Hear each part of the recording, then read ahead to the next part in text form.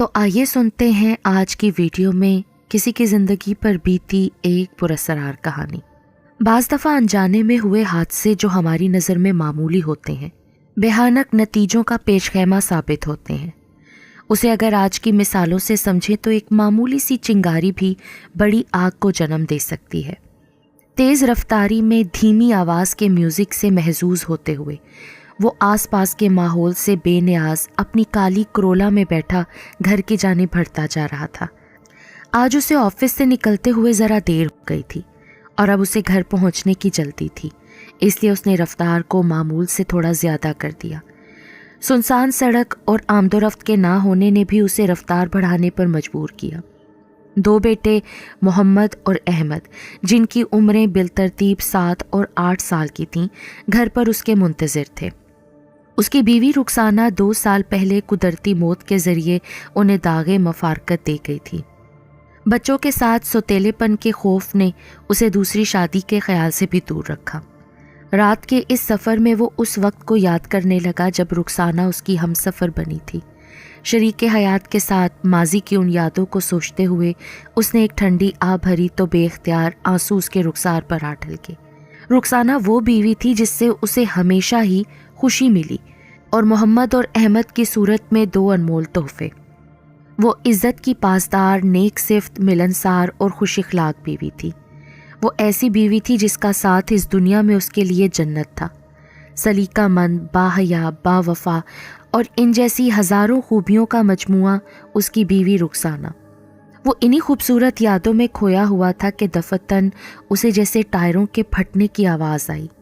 سنسان سڑک، خاموش اور تاریک ماحول میں وہ آواز ایک دھماکے جیسی تھی جسے شاید کئی کلومیٹر دور تک سنا گیا ہوگا۔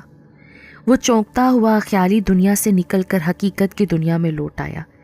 پریشانی کی کئی شکنیں اس کے ماتھے پر نمودار ہوئیں۔ موبائل پر ٹارچ آن کر کے وہ دھڑکتے دل کے ساتھ گاڑی کا دروازہ کھول کر باہر نکلا اور پھر ایک ایک کر کے سارے ٹائروں کو چیک کیا۔ پھر یہ جان کر کہ سبھی ٹائر سلامت ہیں، اس کی جان میں جان آئی، کیونکہ اگر ایک ٹائر بھی ناکارہ ہو جاتا تو گاڑی کو اس حالت میں گھر تک لے کر جانا مشکل بلکہ ناممکن ہوتا۔ اس نے شکر ہے کہتے ہوئے دل پر ہاتھ رکھا اور ایک لمبی سانس لی اور پھر واپس گاڑی میں آ بیٹھا۔ ہر لحاظ سے مطمئن ہونے کے بعد اس نے گاڑی کو پھر سے سٹارٹ کیا اور آگے بڑھنے لگا۔ شاید وہ اندھیرے میں ٹائروں پر لگے خون کو نہ دیکھ پایا تھا یا پھر جان بوجھ کر نظر انداز کر گیا تھا۔ اسے بس ابھی جلدی گھر پہنچنا تھا۔ اس نے گھر کے سامنے پہنچ کر ہارن بجایا۔ تھوڑی دیر بعد سیکیورٹی گارڈ آنکھیں ملتا ہوا گیٹ کھولنے میں مصروف تھا۔ جیسے ہی دروازہ کھلا، دونوں بیٹے چہرے پر غصہ لیے دروازے پر ہی اس کے منتظر تھے۔ گاڑی کو لان میں پارک کرنے کے بعد وہ سوری کہتا ہوا دونوں بیٹوں سے جا چمٹا، لیکن وہ ابھی بھی اس سے ناراض تھے۔ باپ کے انتظار میں دونوں بچوں نے ابھی تک کھانا بھی نہیں کھایا تھا۔ وہ دونوں بچوں کو اٹھا کر کمرے میں داخل ہوا۔ اس درمیان اس نے نہ جانے کتنی ہی بار دونوں کے چہروں کو چوما۔ پھر کچھ دیر بعد سب ہاتھ منہ دھو کر کھانے کی ٹیبل پر ایک ساتھ بیٹھے۔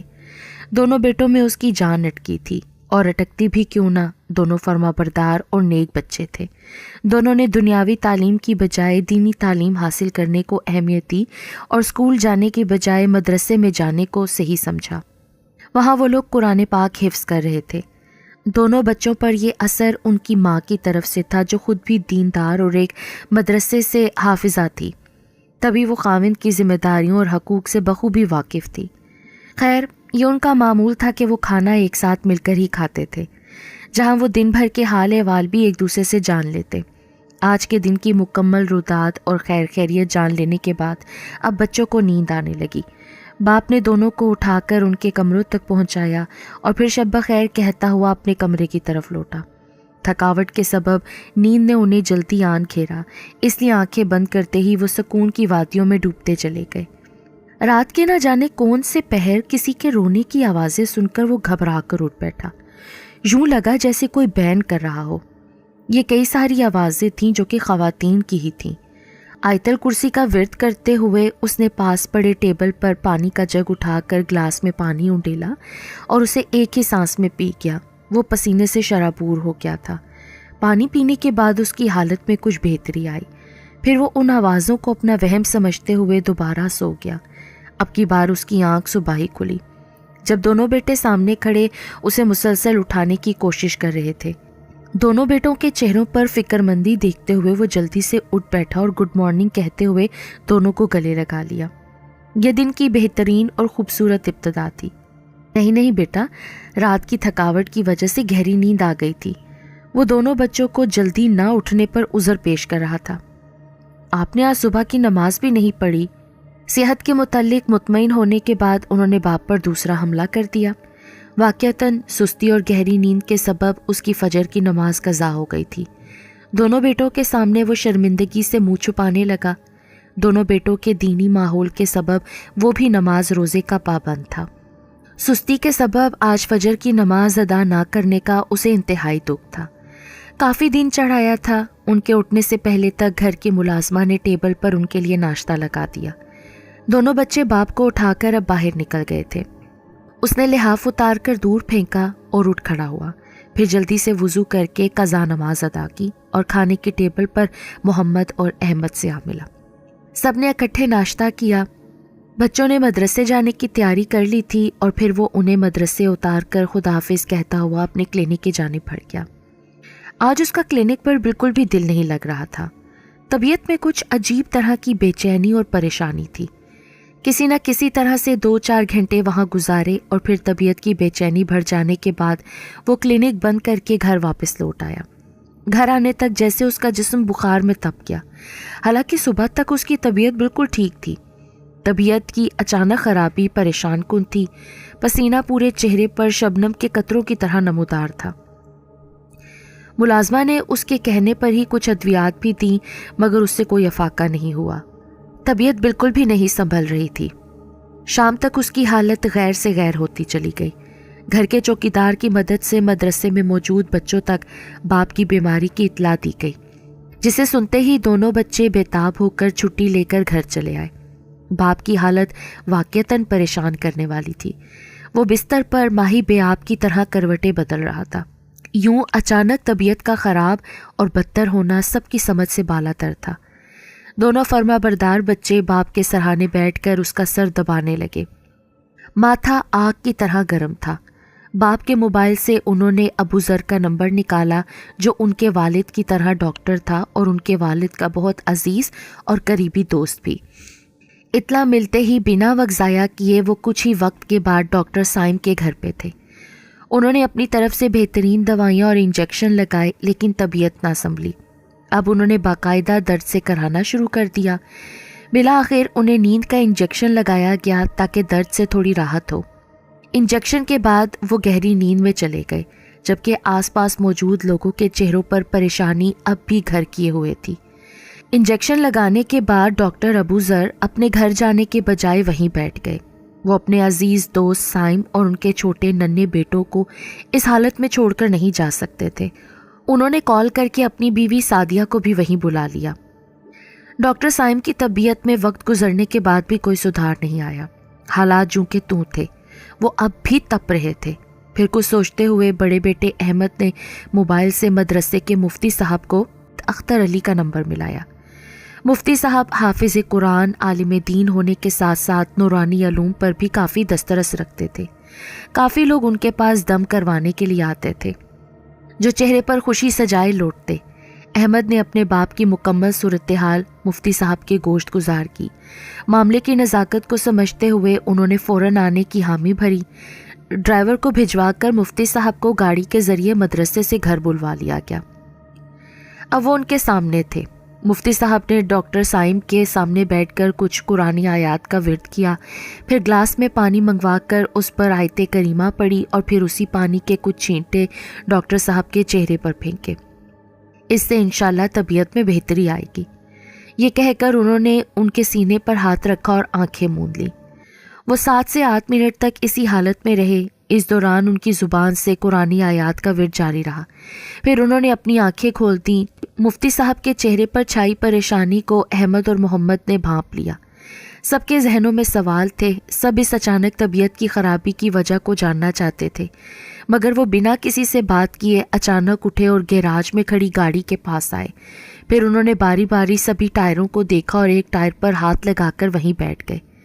टायर पर खून के धब्बे अब भी मौजूद थे, जिन्हें देखकर उन्होंने कई बार इन्ना लिल्लाहि व इन्ना इलैहि राजिऊन पढ़ा। फिर वो सर झटकते हुए खड़े हुए। अब उन्हें सभी के सवालों के जवाब देने थे। डॉक्टर साहब ने अपनी लाइल्मी से जिन्नात के कुंबे में से उनके एक फर्द को अपनी गाड़ी के टायर तले कुचल डाला है। अब उसी जिन्नात खानदान के बाकी अफराद बदले और इंतकाम के तौर पर डॉक्टर साहब पर हावी होकर उन्हें तकलीफ़ दे रहे हैं। इनकी बिगड़ती तबीयत और जिस्म की तपिश इसीलिए है। सबके मुंह हैरत से खुले थे। कोई इस वजह तक तो शायद कभी नहीं पहुंच पाता। इस दरमियान डॉक्टर साइम अपनी आंखों को खोल चुके थे।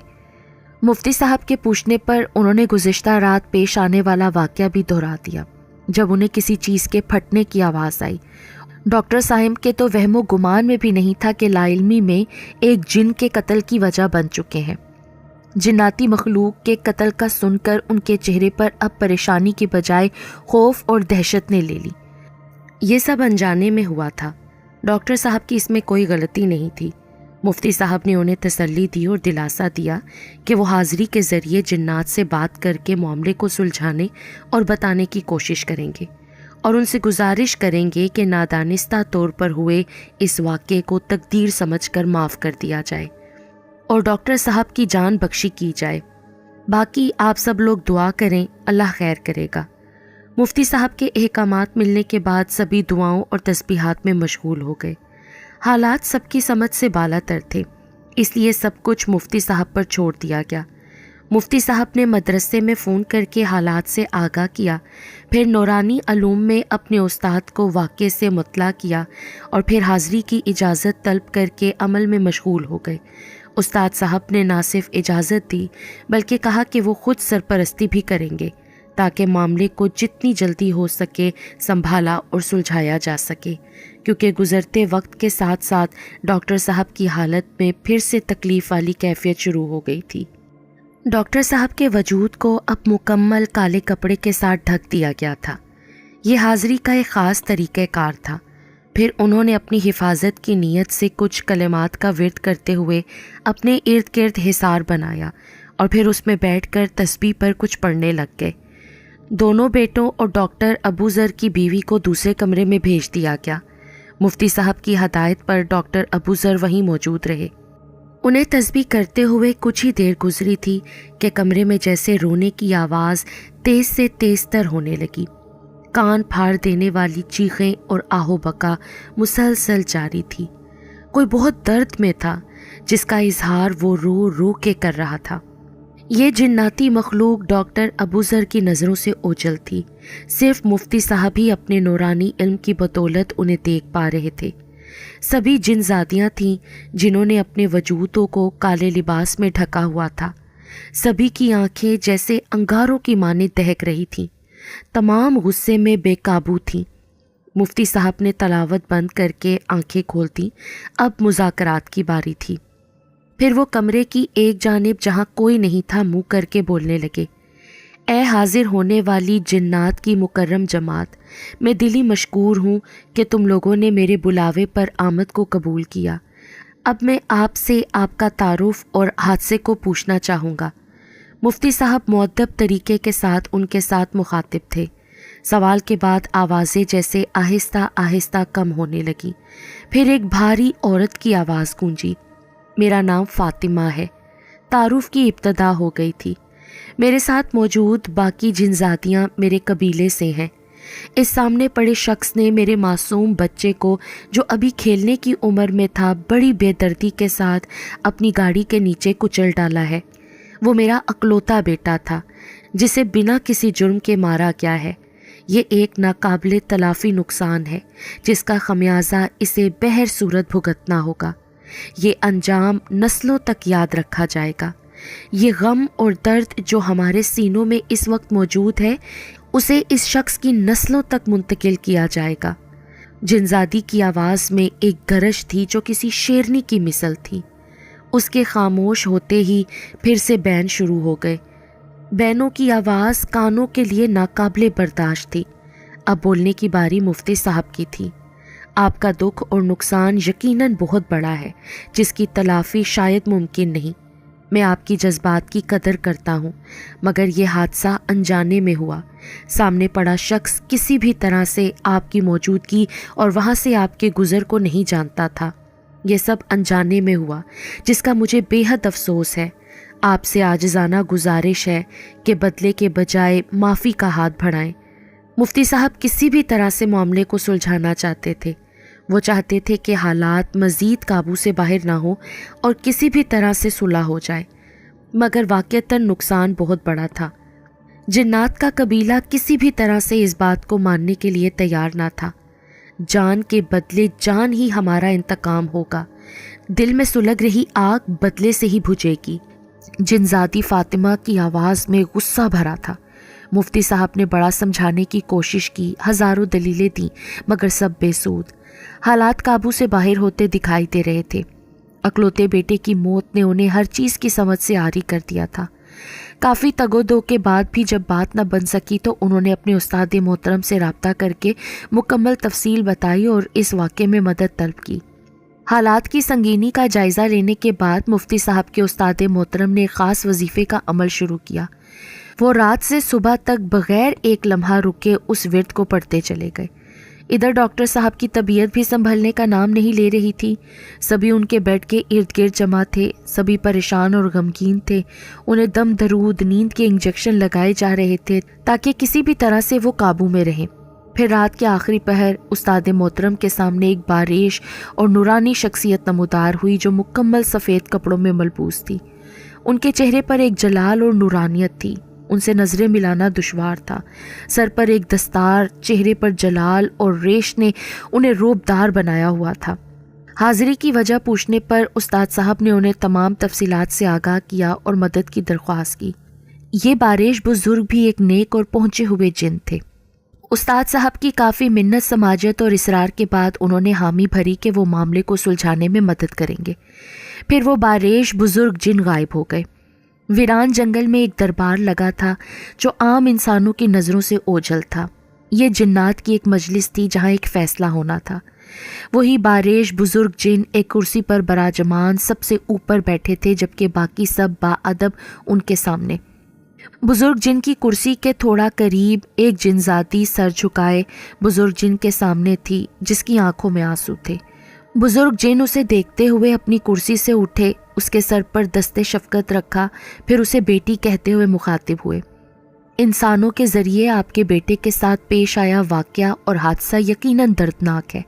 میں نے معاملے کا مکمل جائزہ لیا ہے، اس میں اس انسان کی کوئی غلطی نہیں، یہ لا علمی میں ہوا۔ میری مانو بیٹی، تو بہتر حل یہی ہے کہ اس انسان کو اللہ کی رضا کے لیے معاف کر دو۔ وہ جنزادی فاطمہ ان کے سامنے بادب کھڑی تھی۔ بزرگ کی بات مکمل کر لینے کے بعد وہ گویا ہوئی۔ میرا اکلوتا بیٹا مرا ہے، جس کے درد کا اندازہ آپ یقیناً نہیں لگا سکتے۔ وہ میرے لیے میری تمام دنیا تھا۔ اس نقصان کا مجھے اندازہ ہے، لیکن لا علمی پر اللہ نے بھی انسان سے کوئی مواخذہ نہیں رکھا، اس لیے تم بھی بہادر بنتے ہوئے اسے اللہ کی رضا کے لیے معاف کر دو۔ اللہ کی رحمت سے پر امید ہو کہ وہ تمہیں اس کا بہتر بدلہ دے گا، اور اس انسانی خاندان سے بھی تمہیں ڈھیروں دعائیں مل سکتی ہیں۔ جنزادی فاطمہ مسلسل رو رہی تھی۔ پھر وہ آگے بڑھی اور جھکتے ہوئے بزرگ جن کا ہاتھ چوم لیا۔ بزرگ جن اسے مسلسل تسلی دے رہے تھے۔ ڈاکٹر صاحب کے کمرے میں اب مفتی صاحب، ڈاکٹر ابو ذر اور مفتی صاحب کے استاد محترم موجود تھے۔ مفتی صاحب نے کچھ قرآنی آیات کو پڑھتے ہوئے گلاس میں موجود پانی پر دم کیا اور پھر بیڈ پر لے کر ڈاکٹر سائم کے حلق میں اونڈیلنے کو کہا۔ حیرت کے طور پر اب ڈاکٹر پانی پیتے ہی اٹھ کھڑے ہوئے۔ اب وہ حشاش بشاش تھے، سارا بوجھ، تھکن اور بخار اتر چکا تھا۔ کمرے میں اچانک ایک روشنی ابھری اور وہی باریش بزرگ جن نمودار ہوئے۔ تم پر اللہ کی طرف سے سلامتی ہو۔ میرے سمجھانے پر جنات کے اس خاندان نے تمہارے اس جرم کو اللہ کی رضا کے لیے معاف کر دیا ہے، لیکن تمہیں آئندہ احتیاط کرنی ہوگی۔ زمین پر انسان کی موجودگی کے علاوہ اور بھی اللہ تعالیٰ کی مخلوقات ہیں جو رہائش پذیر ہیں۔ وہ طاقت میں تم سے زیادہ ہیں، ممکن حد تک ان کو تکلیف دینے سے باز رہو۔ اپنی اس جان چھوٹنے پر اللہ تعالیٰ کے حضور سربسجود ہو جاؤ اور اللہ کی راہ میں صدقہ خیرات کرو۔ ڈاکٹر صاحب کی آنکھوں میں شکرانے کے طور پر آنسو تھے جو مسلسل جاری تھے۔ بزرگ جن، میں شکر گزار بھی ہوں اور بہت شرمندہ بھی۔ یہ کہتے ہوئے ڈاکٹر صاحب اپنے جرم کا اقرار کر رہے تھے اور معافی کے لیے بھی طلبگار تھے۔ پھر بزرگ جن کے حکم کے مطابق ہی مدرسے کے طلباء کے لیے کھانا منگوا کر تقسیم کیا گیا، علاقے میں موجود تمام مساکین اور غربا میں کھانا تقسیم کیا گیا، ان سے دعا بھی کروائی گئی۔ 2-3 دن کے بعد ڈاکٹر صاحب مکمل صحت یاب ہو چکے تھے۔ اب وہ رات کے بجائے دن کو ہی گھر لوٹ آتے تھے۔ ان کی گاڑی کی رفتار بھی دھیمی ہو گئی تھی۔ وہ نہیں چاہتے تھے کہ لا علمی میں کوئی اور حادثہ ہو جائے۔ اس کے بعد سب کچھ معمول پر آنا شروع ہو گیا۔ ایک رات محمد اور احمد کے کمرے میں رات گئے آوازیں آنا شروع ہوئیں، جیسے کوئی کھیل رہا ہو، لیکن جب ڈاکٹر صاحب نے دروازہ کھول کر دیکھا تو وہاں کوئی نہیں تھا۔ پھر انہوں نے مسکراتے ہوئے اندیکھے وجودوں کو سلام کیا اور دوبارہ سے کمرے کا دروازہ بند کر دیا۔ اب انہیں اپنے انجان محسنوں پر بھروسہ تھا، جنہیں ایک بیٹے کے بعد 2 بیٹوں کی صورت میں محمد اور احمد کی زندگی میں آنے کا موقع ملا۔ مفتی صاحب کے بقول جنزادی فاطمہ نے انہیں تو معاف کر دیا تھا، لیکن وہ اپنے بیٹے کی جدائی میں محمد اور احمد سے ملنے آئی تھی، جس پر ڈاکٹر صاحب کو کوئی اعتراض نہیں تھا۔ مفتی صاحب نے مدرسے میں بھی موجود سبھی لڑکوں کو تاکید کی کہ وہ کبھی کسی جانور کو بھی غلطی سے تکلیف دینے سے باز رہیں، کیونکہ ان کی چھوٹی سی غلطی ان کے لیے مصیبت کا پیش خیمہ ثابت ہو سکتی ہے، بالکل ڈاکٹر سائم کی طرح۔